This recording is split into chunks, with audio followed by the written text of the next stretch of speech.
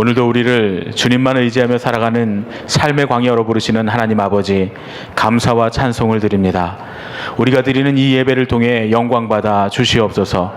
이 예배를 드리는 우리의 삶을 살피시고 우리의 삶이 주님께 드리는 온전한 예배가 되도록 인도해 주시옵소서. 오늘 주님의 말씀을 듣고 결단하여 믿음으로 우리의 모든 삶을 주님께 맡기도록 인도해 주시옵소서. 우리 주 예수 그리스도의 이름으로 간절히 기원하옵나이다. 아멘.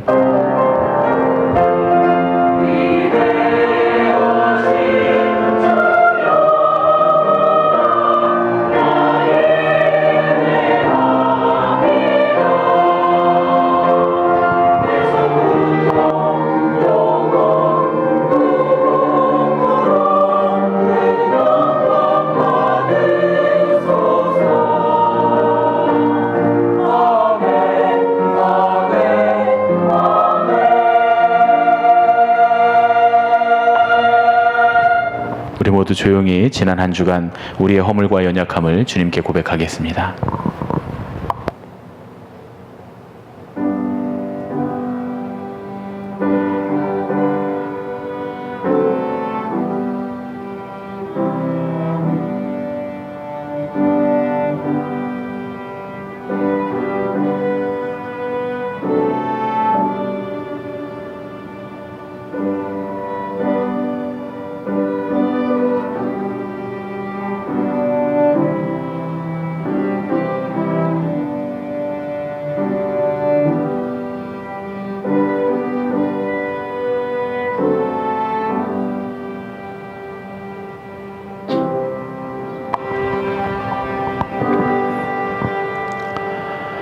여러분을 향해 베푸시는 주님의 용서의 말씀을 들으십시오. 주께서 일어나사 시온을 긍휼히 여기시리니 지금은 그에게 은혜를 베푸실 때라. 아멘. 오늘 우리에게 주신 하나님 말씀은 출애굽기 2장 1절로 10절 말씀입니다. 구약성경 출애굽기 2장 1절로 10절 말씀, 우리 함께 한 목소리로 봉독해 읽겠습니다.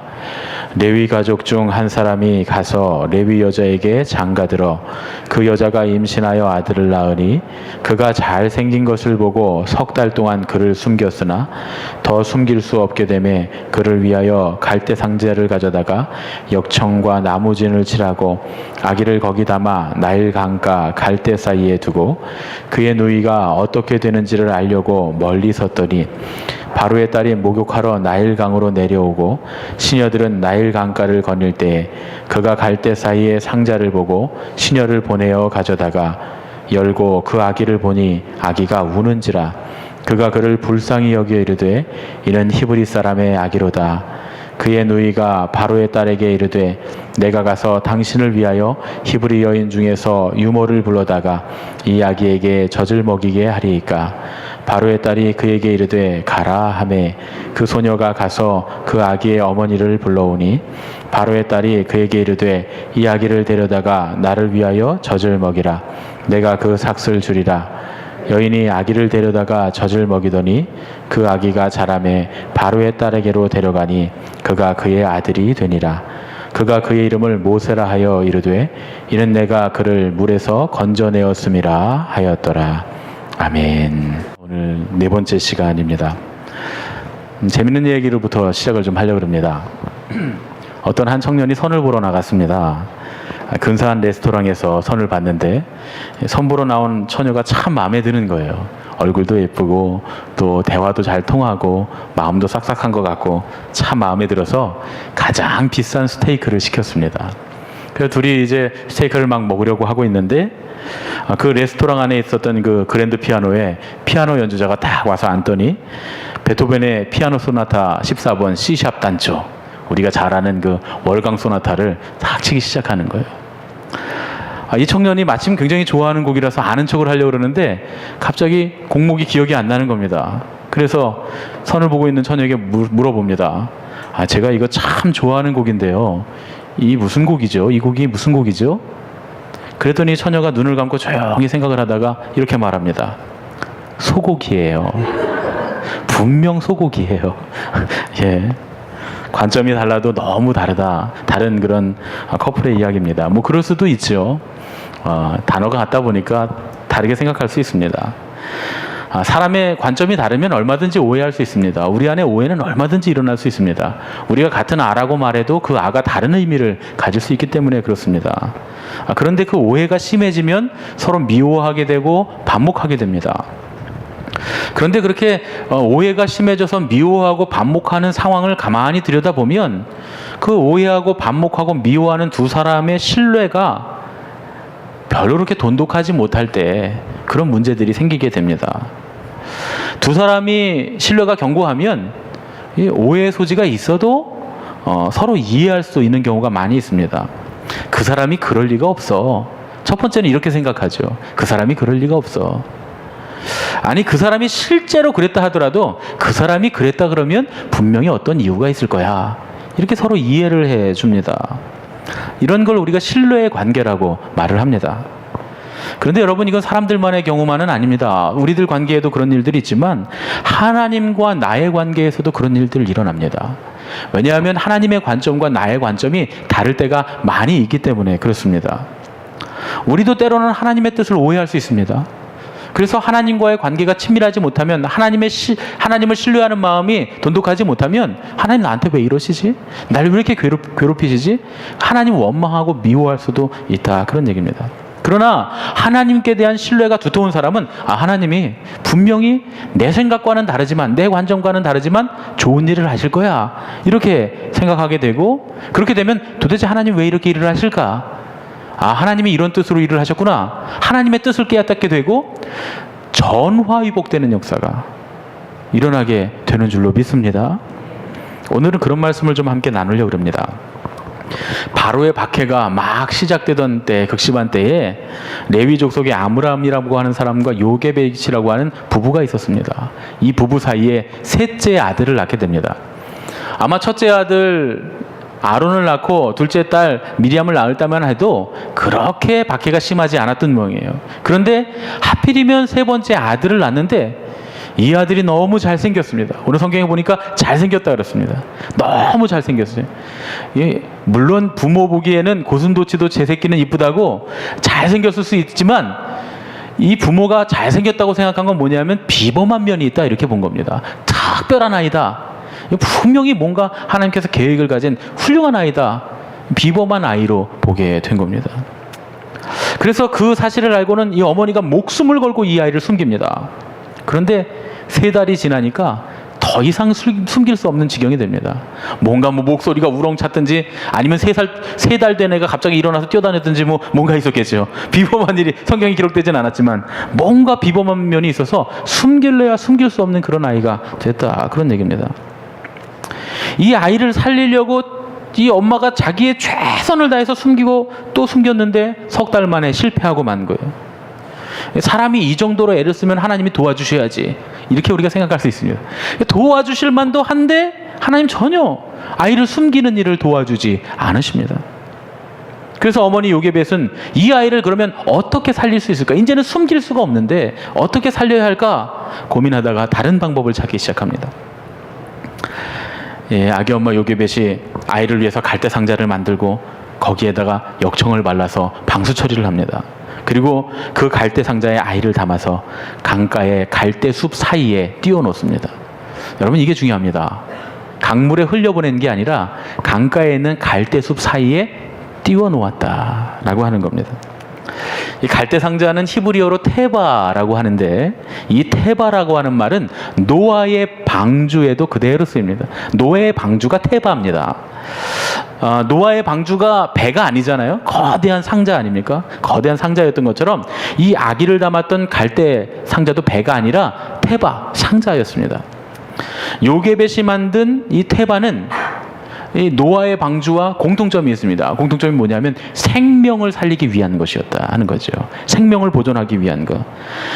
노아의 방주는 인류의 생명을 구원하기 위한, 지키기 위한 그런 상자였다면, 테바였다면 요게벳이 만든 이 갈대 테바, 갈대 상자는 자기 아들의 생명을 구원하기 위한 거였습니다.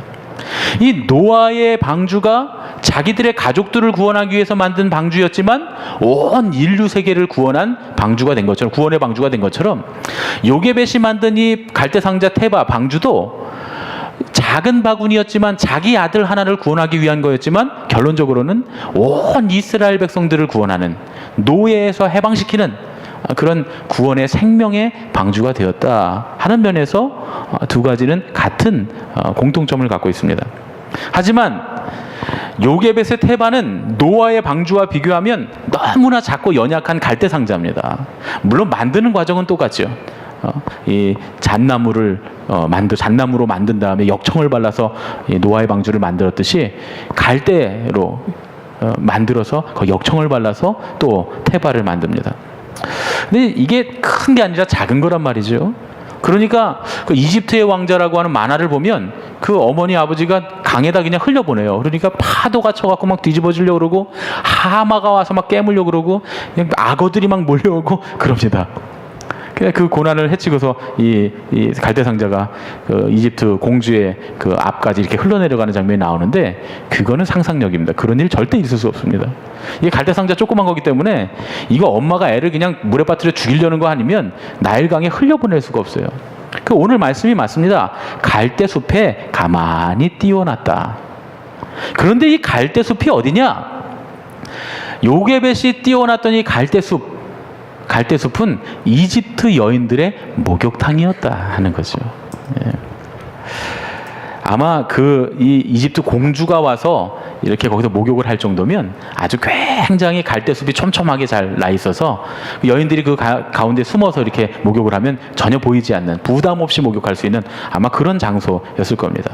그래서 아주 좋은 목욕 장소였을 것이다 이렇게 학자들이 생각을 합니다. 여러분, 하나님의 일을 할 때 우리 사람의 최선을 다해야 됩니다. 그냥 무책임하게 막 흘려보내서는 안 됩니다. 그러면 그 하나님 뜻대로 맡기는 것 같지만 사실은 그렇지 않아요. 하나님은 우리 편에서 최선을 다하길 바라십니다. 그 하늘은 스스로 돕는 자를 돕는다고 요게벳은 최대한의 지혜를 짜서 그렇게 해야 되겠다 하고 그 위에 띄워 놓은 거죠. 그래서 이집트 여인들이 여기 목욕을 하러 왔을 때 이 아이를 긍휼히 여기는 마음이 들어서, 어린 아이니까 같은 여자들이니까 긍휼히 여기는 마음이 들어서 살려주겠지. 왜 남자 목욕탕에 안 띄워놓고 여자 목욕탕에 띄워놨을까요? 그게 이 어머니의 지혜입니다. 같은 여자들끼리 애를 설마 죽이진 않겠지. 모성 본능에 호소하기 위한 거였죠. 그래 놓고는 갈대숲 사이에 이렇게 띄워놓고는 그 누나, 딸인 미리암에게 가서 지켜보라고 시킵니다. 사실은 모험이죠. 왜 모험이냐 하면 이 히브리 아이들이네, 물에 빠뜨려 다 죽여야 되는데 확 뒤집어 놓으면 그냥 죽을 수밖에 없는 상황입니다. 그런데 이 끔찍한 상황 가운데서 정말 호랑이 굴에 들여보낸 것 같은 그런 상황이지만 이 어머니가 믿는 구석이 있었다는 거죠. 믿는 구석이 뭐냐? 요게벳이 갈대 상자를 만드는 과정을 보면 알 수 있습니다. 모든 사람들이 다 죽임을 당했던, 인류가 심판당했던 노아의 방주 사건을 여러분 기억하시죠? 이 얘기는 히브리인이라면 누구나 다 아는 신앙의 고백입니다. 하나님께서 노아를 통해 방주를 만드셔서 인류의 생명을 구원하셨다 라고 하는 신앙이 그들에게 다 있었습니다. 아므람에게도 있었고 요게벳에게도 있었고 그 아들과 딸에게도 아마 있었을 겁니다. 그런 신앙을 고백하는 사람으로서 지혜를 강구하고 지혜를 찾다가 노아의 방주에 마음이 가기 시작한 거예요. 온 인류를 구원한 노아의 방주처럼 내가 아이를 위한 방주를 만들어야 되겠다. 그래서 노아의 방주가 만들어진 그 과정 그대로 아이를 위해서 테바를 만들었던 거죠. 요게벳은 이스라엘 남자아이들이 몰살당하는 끔찍한 역사적인 현장에서 내 아들을 어떻게 구할까 하다가 믿음의 방주를 만든 겁니다. 하나님께서 우리를 구원하시겠다, 내 아들을 구원하실 것이다 라고 하는 믿음과 철저한 신뢰가 없이는 불가능한 일이었다, 그런 얘기죠. 우리가 하나님 앞에서 정말로 하나님의 뜻을 따라 살려고 할 때, 애를 쓸 때, 수고할 때 하나님께서는 우리에게 지혜를 주시는 줄로 믿습니다. 힘도 주십니다. 그런데 하나님께서 주시는 힘과 지혜는 우리의 방법대로 하는 것이 아니라 우리의 방법을 내려놓고 우리의 방법을 하나님의 방법으로 바꿔서 하나님의 방법대로 온전히 맡겨드리는 쪽을 택하는 것이다, 그런 얘기죠. 요게벳은 자기 아들을 살리기 위해서는 내가 하나님께 이 아이를 맡겨야 되겠다라고 하는 것을 깨달았습니다. 그래서 하나님께서 이 아이의 생명을 구하는 일에 직접 역사하시리라는 믿음을 가지고 애굽의 여인들이 목욕하러 오는 그 갈대숲에 아이를 띄워놨던 거죠. 이제는 엄마의 손을 떠났습니다. 정말 하나님만 역사하셔야 되는 그런 상황 가운데 아이를 띄워놨습니다. 이것이 은혜의 강물에 띄운 거죠. 그런데 여러분, 놀라운 일이 일어납니다. 하필이면 그때 바로 바로의 무남동녀 외동딸인 공주가 목욕을 하러 왔다가 그 상자를 발견하게 된 거죠. 아마 요괴벳은 바로의 공주까지는 생각도 안 했을 것 같아요. 그냥 어떤 여자가. 그런데 이 공주가 누구냐 하면 투투모스 1세, 이스라엘 백성들을 박해하기 시작했던 이 이스라엘 전체를 통일한 위대한 왕 투투모스 1세의 무남동녀 외동딸이었다는 거예요. 이게 이집트 역사에 기록이 되어 있습니다. 이 투투모스 1세는 아들이 없었어요. 그 무남동녀 외동딸 하나만 있었습니다. 그런데 이 딸도 애를 못 낳았어요. 애가 없었던 거예요. 공주의 이름이 하세푸세트라고 하는 공주인데, 이 하세푸세트라고 하는 공주가 학자들이 말하기를 그 당시에 무남동녀 외동딸이었기 때문에 왕의 총애를 받았을 뿐만 아니라 아버지가 죽고 난 후에 투투모스 2세 때까지 아주 절대적인 영향력을 미쳤다는 거예요. 왜냐하면 왕의 적자가 이거 하나밖에 없잖아요. 이 사람 하나밖에. 영향력을 미쳤다는 거예요. 누가 이 아이를 구할지 전혀 모르는 상황에서 놀랍게도 그 시간에 이집트의 바로 왕의 무남동녀 외동딸인 공주가 거기에 때마침 나와서 이 아이를 물에서 구해내고 자기의 양자로 삼았다. 그런 얘기죠. 오늘 우리가 읽은 본문 말씀 중에는 하나님이 한 번도 등장하지 않습니다. 하나님께서 말씀하셨다는 얘기도 나오지 않아요. 하나님 한 번도 등장하시지 않습니다. 그러나 하나님이라는 글자도 없고 하나님의 말씀도 없지만 오늘 말씀, 이 모세가 바로의 무남동녀 외동딸인 공주의 아들로 입양되는 이 과정을 보면 사람들이 어떻게 하는 것 같지만 사실은 이 모든 일을 주관하시고 섭리하시는 하나님이 계시다는 걸 발견할 수 있습니다. 여러분, 모세의 어머니가 모세를 갈대상자에 담아서 물가에 띄울 수 있었던 거, 이게 하나님에 대한 절대적인 신뢰 때문이었다고 우리가 볼 수 있는 거죠. 방주를 만드는 신앙 때문이었다는 겁니다. 세상에 어떤 어머니가 100일도 안 된 자기 아들을 물에 띄워놓을 수 있겠습니까? 확신이 있어도 어려운 일 아닙니까? 정말 얼만큼의 확신이 있어야 할 수 있는 일입니까? 모세의 어머니가 자기 아들을 끝까지 붙들지 않고 오히려 과감하게 버리는 선택을, 하나님의 은혜의 강물에 띄우는 선택을 했습니다. 그런데 그 선택이 아들을 살리는 길이 됐습니다. 그것뿐만입니까? 모세를 살리는 일뿐만 아니라 이집트 온 백성을 살리는 귀한 일이 됐다. 이집트 백성을 구원하는 선택이 되었다. 그런 얘기입니다. 하나님의 역사가 얼마나 오묘합니까? 하나님이 역사하시는데 요게벳이 믿음으로 그 아들을 강가에 띄웠는데 바로의 공주가 그것을 발견하게 하셨을 뿐만 아니라 이 바로의 공주가 그 아이가 히브리인인 걸 알았어요. 이거 히브리인 아이들을 모두 죽이라는 명령을 누가 했습니까? 자기 아버지가 했잖아요. 그러면 자기도 아버지의 명령을 따라서 그냥 확 바구니 뒤집어 버릴 수 있었는데 하나님께서 그 마음이 역사하셨다는 거예요. 불쌍히 여기는 마음이 그 안에 일어났다는 거예요. 아이를 보니까 너무 불쌍한 거예요. 마침 아이도 없는데 내가 데려다 키웠으면 좋겠는 마음이 드는 거예요. 여러분, 이거 하나님께서 역사하지 않으면 있을 수 없는 일입니다. 하나님은 늘 사람의 마음에 역사하시잖아요. 사람의 마음을 감동하셔서 일하시잖아요. 거기다가 하나님의 세심한 배려가 여기서 끝난 게 아닙니다. 소녀 미리암이 공주에게 달려가서 이 유모를 소개할까요? 이거 누가 봐도 뻔한 스토리 아닙니까? 그런데 바로의 공주가 거기에 이의를 달지 않습니다. 첫 번째는 하나님께서 생각 못하게 하셔서 이거에 대한 판단을 못했거나, 아니면 둘째는 판단을 했어도 지 누나, 지 어머니겠구나 판단을 했어도 마음에 불쌍히 여기는 마음이 너무 강하고 자식 삼고 싶은 마음이 너무나 강해서 그걸 무시해버렸을 가능성이 있는 거죠. 그런 얘기들이 사실 성경에 자세히 기록되지 않아서 사실의 여부가 어떻게 됐는지 우리가 알 수 없습니다만, 어찌됐든 이 역사는 분명한 거 하나는 하나님의 강권적인 역사였다. 이거 분명합니다. 등장은 사람들이 하지만 이 모든 일을 이끄시는 분은 하나님이신 줄로 믿습니다. 할렐루야. 엄마가 자기의 힘으로 아이를 살리는 것을 포기하고 믿음으로 은혜의 강물에 띄워 하나님께 맡기니까 하나님께서 그 생명을 구원해 주셨습니다. 그렇게 되고 나니까 오히려 훨씬 안전하게 아이를 키울 수 있게 됐습니다. 공주가 주는 수고비를 받게 됩니다. 공주의 유모가 됐잖아요. 돈 받고 자기 아들을 키우게 됐어요. 거기다가 강제 노역에서 면제를 받습니다. 그랬겠죠? 왕자의 유모가 됐는데 그것뿐만입니까? 8년 동안 아이를 가르칠 수 있게 됐습니다. 아이들 젖대는 때가 히브리인들이 보통 8년이잖아요. 8년, 9년. 아이의 유년 시절을 엄마와 함께 지내면서 신앙 교육을 받고 이스라엘인으로서의 삶의 교육을 철저하게 받을 수 있게 됐다. 그런 얘기입니다. 그래서 결론적으로 이 사건이 이스라엘 백성들이 출애굽하는데 가장 중요한 사건이 된 겁니다. 이게 왜 여기 성경에 기록되어 있을까?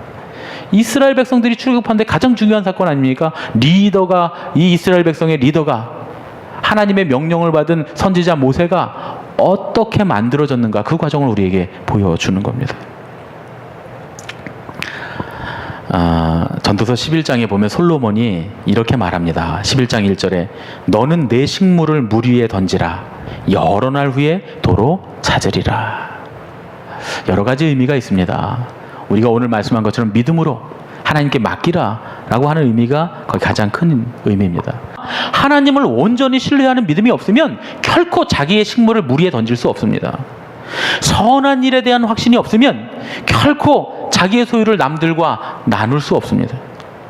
그러나 하나님께서 역사하실 것을 믿고 선한 일을 하는 것이 옳다고 믿는 믿음, 나의 방법을 내려놓고 하나님의 방법대로 하는 것, 하나님께 나의 모든 것을 맡기는 삶, 살든지 죽든지 주님의 뜻대로 하시기를 구하면서 온전히 주님께 우리의 삶을 던질 때, 그렇게 하나님을 온전히 신뢰하게 될 때 우리는 놀라운 은혜로 그것을 다시 돌려받게 된다는 말씀입니다.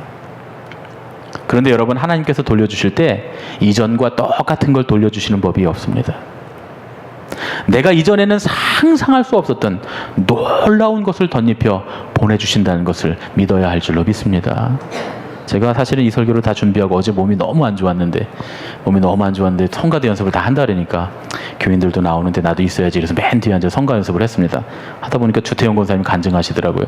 하나님 앞에 가장 없을 때 집에 있는 금부치를 헌금을 했더니 하나님 지금 많은 금을 주셨다고 간증을 했습니다. 그런 간증 자주 하시면 안 됩니다. 그런데 그 간증 들으면서 무슨 생각했냐면, 오늘 내 설교 말씀과 맞다. 물론 그렇게 해서 부자가 됐다 이런 게 자랑거리가 아닙니다. 그러나 중요한 건 하나님의 은혜의 강물에 내 삶을 신뢰함으로 맡길 수 있어야 된다. 그럴 수 없을 때에도 말이죠. 그러면 하나님께서 이전과 같은 것이 아니라 훨씬 더 좋은 것으로 우리에게 돌려주신다. 그런 얘기입니다. 이런 믿음이 있을 때 우리는 우리가 누리는 덜 가치 있는 것들을 포기할 수 있습니다.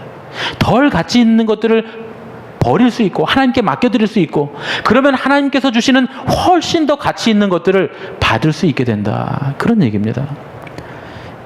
이런 태도가 하나님을 온전히 신뢰하는 사람들의 태도입니다. 히브리서 기자는 아브라함도 그 아들, 그 이삭이 하나님께서 다시 살려주실 수 있는 능력이 있으심을 믿었기에 그 아들을 번제단에 제물로 바치려고 칼을 들 수 있었다고 우리에게 말씀을 합니다. 우리 주님이신 예수님은 어떻습니까? 우리 예수님께서 3일 만에 다시 부활하셔서 잠자는 자들의 첫 열매가 되시고 참 생명이 되실 것을 알고 그렇게 만드실 하나님 아버지를 믿으셨기에 십자가 위에 자기 생명을 버리실 수 있었던 거 아니겠습니까? 얼마 전에 우리나라에서 개봉한 영화 중에 불의 전차라고 하는 영화가 있습니다. 오래전에 다 보신 영화입니다. 왜냐하면 저도 옛날에 토요 명화인가 주말의 명화인가 거기서 봤거든요. 불의 전차. 딴딴딴딴딴 하고 이 피아노 음악 나오는 그 아주 유명한 그 음악인 불의 전차라고 하는 영화가 있습니다. 스포츠 영화인데요. 두 육상 선수의 이야기를 담고 있습니다. 유태인이었던 해롤드 아브라함과 또 스코틀랜드 출신의 선교사였던 에릭 리들이라고 하는 두 사람의 이야기를 담은, 실제 이야기를 담은 영화인데요. 안 보신 분들은 보셔도 됩니다. 제가 나중에 한번 함께 볼 기회가 있을지 모르겠습니다. 그 중에서도 에릭 리들이라고 하는 사람의 이야기가 우리 신앙인들에게 많은 감동과 또 도전을 줍니다. 스코틀랜드 출신인 아버지를 따라서 중국에서 태어납니다. 중국의 선교사로 아버지가 갔거든요. 아버지가 스코틀랜드 출신 장로교 선교사로 중국의 선교사로 있었습니다. 거기서 태어났는데 이 에릭 리들이 열심히 공부를 해서 영국에 다시 돌아와서 열심히 훈련을 또 합니다. 목사가 됐어요. 목사가 되고 또 열심히 훈련을 해서 달리기에 재주가 있었다 그래요. 중국에서 선교사 아들로 태어나서 있다 보니까 영국 사람들은 신사라 늘 걸어 다니는데 중국 땅이 넓으니까 맨날 맨날 뛰어다녀야 되잖아요. 그러다 보니까 아마 달리기를 잘했을 거다. 뭐 이렇게 생각하는 사람들도 있습니다. 에릭 리들이 피나는 훈련으로 제8회 파리 올림픽에 육상 영국 국가대표 선수로 선발이 됩니다. 100m가 주력 경기인데요. 100m 경주에 계속 세계 신기록을 세웠기 때문에 아주 무조건 에릭 리들이 우승할 거다. 모든 사람들이 그렇게 기대를 하고 있었습니다. 그런데 그만 100m 결승전이 연기가 돼서 주일날 열리게 됩니다.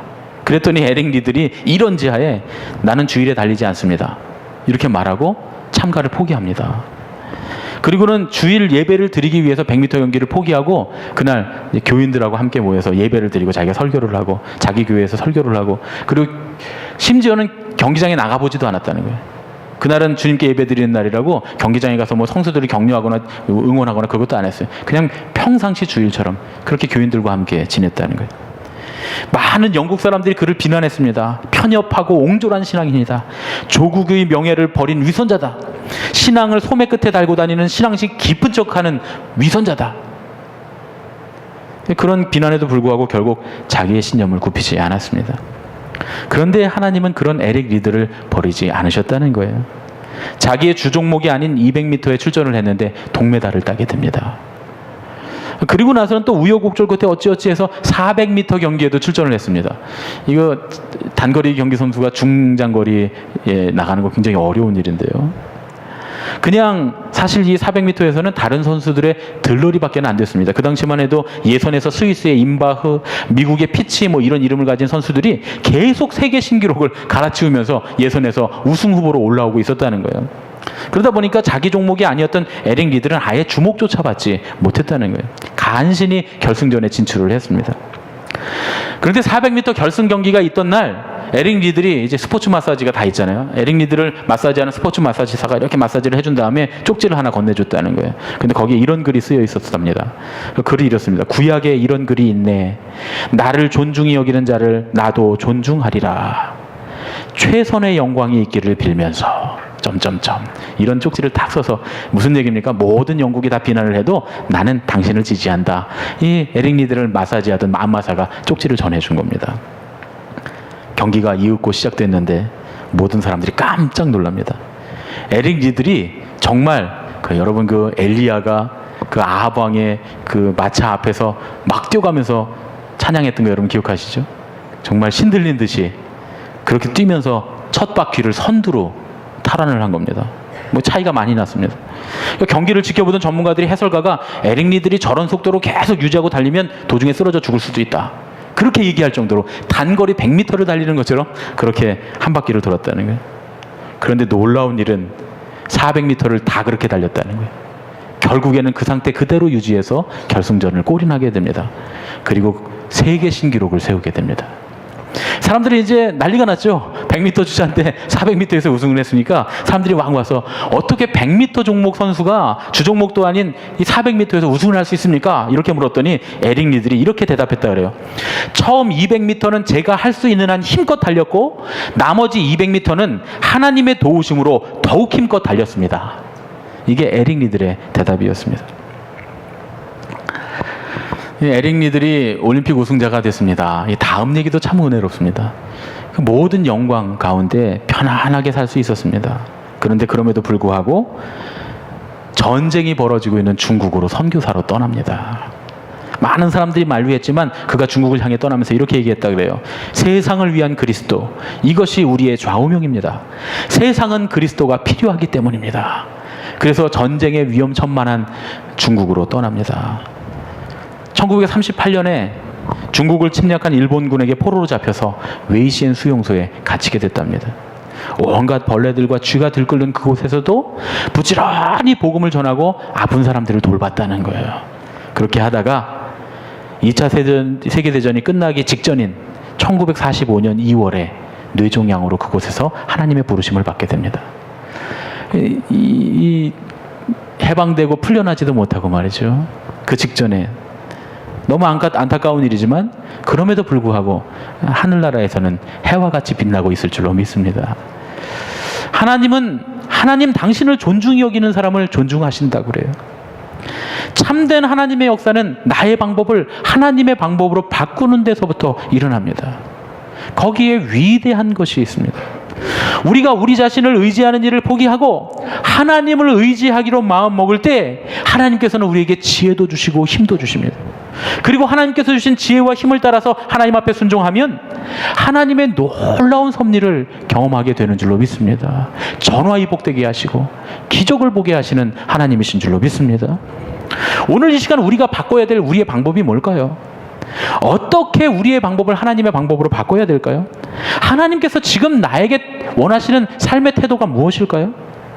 여러분에게 있어서, 나에게 있어서, 우리에게 있어서 하나님을 온전히 신뢰함으로 태발을 물 위에 띄우는 그 선택은 과연 뭐가 있을까요? 육신적이고 세상적인 내 방법을 내려놓고 하나님의 방법을 선택하는 것, 이것이 광야를 향하는 믿음의 사람들이 가져야 될 기본 자세, 광야 백성의 합당한 태도인 줄로 믿습니다.